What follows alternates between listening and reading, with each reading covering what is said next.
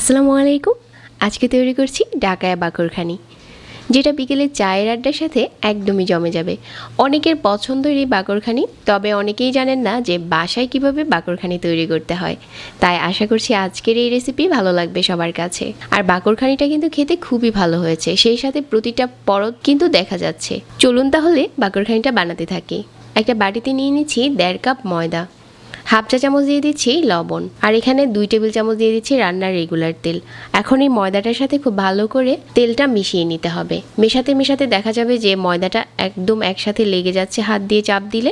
ঠিক ওই পর্যায়ে নর্মাল তাপমাত্রার পানি দিয়ে একটা সফট ডো তৈরি করে নিতে হবে। এখানে কিন্তু খুব শক্ত ডো তৈরি করা যাবে না, খুবই সফট একটা ডো তৈরি করে নিতে হবে। আর রেস্টে দিয়ে দিতে হবে 30 মিনিটের জন্য।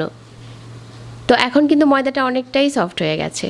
তারপরে একটা বাটিতে নিয়ে নিচ্ছি হাফ কাপ রান্নার রেগুলার তেল আর হাফ কাপ নিয়ে নিচ্ছি ডালডা। এগুলো এখন একসাথে একটু গলিয়ে নিচ্ছি, তারপর একটা সাইডে রেখে দিচ্ছি। আর আমাদের ডোটা কিন্তু এখন অনেকটাই সফট হয়ে গেছে। তারপর একটা বড় জায়গাতে নিয়ে বেলে নিতে হবে। আমি এখানে 1.5 কাপ ময়দা দিয়ে তৈরি করছি, তবে যারা প্রথম তৈরি করবেন তারা চাইলে 1 কাপ ময়দাও নিতে পারেন। আর এই রুটিটাকে 2টা বড় সাইজের রুটিও করতে পারেন, তবে রুটিটাকে অনেক পাতলা করতে হবে। আমি বেলতে বেলতে রুটিটাকে অনেক পাতলা করে নিয়েছি, আর নিচে যখন আঙ্গুলটা দিবেন দেখা যাবে, একটু হাতে নিলে একদম আঙ্গুলটা দেখা যাচ্ছে, ঠিক ততটা পাতলা করতে হবে।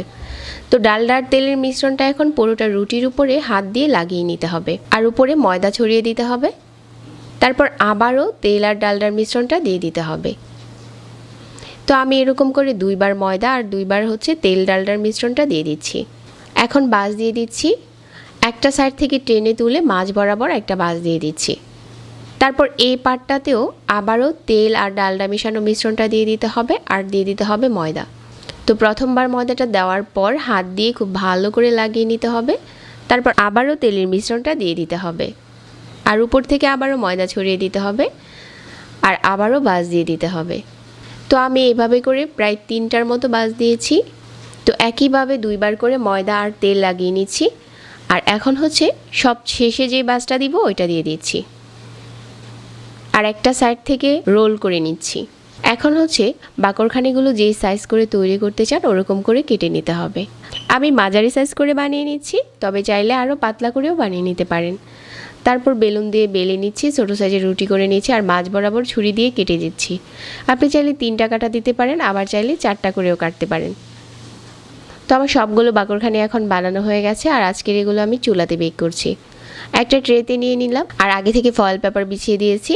তারপর চুলাটাকে আগে থেকে প্রিহিট করে নিতে হবে। এখন এই বাকরখানির প্লেটটাকে চুলাতে বসিয়ে দিচ্ছি, আর আমি 30 মিনিটের মতো বেক করে নিচ্ছি। তবে কেউ যদি ওভেনে তৈরি করতে চান ওই তাপমাত্রাটাও দেওয়া আছে। তো 30 মিনিট পর আমাদের বাকরখানি এখন তৈরি হয়ে গেছে, আর উপরে খুব সুন্দর কালার এসেছে, সেই সাথে নিচেও একটা খুব সুন্দর কালার এসেছে। চুলার আঁচ মাঝারি রেখে এগুলো বেক করে নিতে পারেন। এখন একটা বাকরখানি ভেঙে শেয়ার করছি যে ভিতরের প্রতিটা লেয়ার কতটা সুন্দর হয়েছে। আশা করছি আজকের বাকরখানির রেসিপি ভালো লাগবে সবার কাছে। সবাইকে অনেক অনেক ধন্যবাদ জানাচ্ছি, আর আজকে এখানেই বিদায় নিচ্ছি। আল্লাহ হাফেজ।